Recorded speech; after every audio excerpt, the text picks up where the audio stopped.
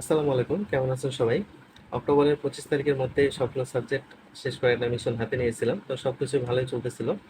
মাঝখানে শরীর স্বাস্থ্য একটু অবনতি হওয়ার জন্য পড়াশোনাটায় ব্রেক করে গেছিল। তারপরে 30 তারিখের মধ্যে মোটামুটি সবকিছুই চেষ্টা করছি শেষ করা। তো এই জন্য পরে আর ভিডিও করা হয়নি, যেহেতু রুটিনটা দিয়ে দিয়েছিলাম পড়াশোনার।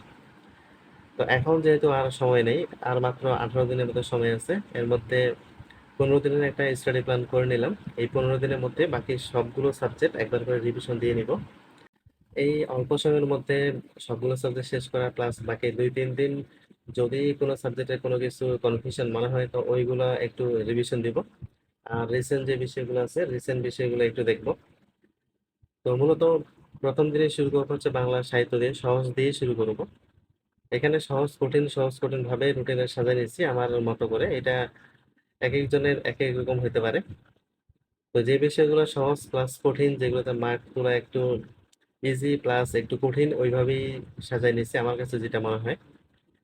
তো বাংলা সাহিত্য 1 তারিখে শেষ করব, তারপরে গণিত পড়বো 2 দিন, 2 দিনের মধ্যে চ্যাপ্টারগুলো শেষ করার চেষ্টা করব। ইংলিশ গ্রামার 2 দিন, ইংলিশ লিটারেচার 1 দিন, মানসিক দক্ষতা 1 দিন, বাংলা ব্যাকরণ 2 দিন। মূলত 1 তারিখ থেকে 9 তারিখ পর্যন্ত, 1 থেকে 9 সেপ্টেম্বর এই পড়াগুলো করবো 100 নাম্বারের। তারপরে 10 সেপ্টেম্বর থেকে 15 সেপ্টেম্বর পর্যন্ত বাংলাদেশ আন্তর্জাতিক 3 দিনে পড়বো, কম্পিউটার 1 দিন, ভূগোল ও নৈতিকতা 1 দিন এবং বিজ্ঞান পড়বো 1 দিনে।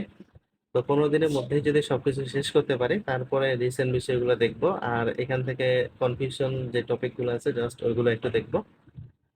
তো এখন দেখবো যে আসলে বাংলা কতটুকু পড়বো আর কি কি পড়বো। বাংলা সাহিত্য আসলে অনেক বেশি পড়াশোনা, এখানে এত বেশি পড়াশোনা এত অল্প সময়ের মধ্যে এখন সম্ভব না। তো কিছু জিনিস আছে যেগুলো খুব ভালো করে পড়তে হবে এবং খুব গুরুত্ব দিয়ে পড়তে হবে, বিস্তারিত যত পড়া যায়। তো এর মধ্যে প্রাচীন যুগ মধ্যযুগ 5 নাম্বার। তো এখানে প্রাচীন যুগ মধ্যযুগের সাথে উপাধি, ছদ্মনাম, পত্রিকা, উক্তি, চরিত্র, নাটক, উপন্যাস, ভাষা ও মুক্তিযুদ্ধভিত্তিক গ্রন্থ, এই বিষয়গুলো যদি ভালো করে পড়া যায় তাহলে 7 থেকে 8 নাম্বারের মতো প্রিপারেশন হয়ে যায়। তারপরে আধুনিক যুগের সূচনা পর্ব এবং পিএসসির 11 জন কবি, এইগুলা খুবই গুরুত্বপূর্ণ এবং সবচেয়ে বেশি নাম্বারটা এখান থেকেই আসে। তারপরে পঞ্চ পাণ্ডব এবং আরো অনেক গুরুত্বপূর্ণ কবি আছে। তো অন্তত এখানে কিছু গুরুত্বপূর্ণ কবি লিখছি যেগুলো খুব ভালোভাবে বিস্তারিত প্লাস এমসিকিউ পড়া দরকার। মুনীর চৌধুরী, শামসুর রহমান, প্রমথ চৌধুরী, সেলিম আল দীন, জীবনানন্দ দাশ, শওকত উসমান, আখতারুজ্জামান ইলিয়াস, সৈয়দ ওয়ালিউল্লাহ, সৈয়দ শামসুল হক, মোতাহার হোসেন চৌধুরী, আবুল ফজল, আউলাউদ্দিন আজাদ, তারাশঙ্কর বন্দ্যোপাধ্যায়, মানিক বন্দ্যোপাধ্যায়, এছাড়াও আরো অনেক কবি আছে যেগুলো পড়া দরকার। তবে এই বাংলা সাহিত্য যে যতটুকু খাতায় লিখে নিয়েছি এইগুলো বিস্তারিত প্লাস এমসিকিউ পড়বো। আর বাকি যে কবিগুলো আছে ওগুলার প্রিভিয়াস কিছু প্রশ্ন আছে, জাস্ট প্রিভিয়াস প্রশ্নগুলো একটু পড়ে যাব। মূলত এতটুকুই বাংলা সাহিত্য পড়ে যাব।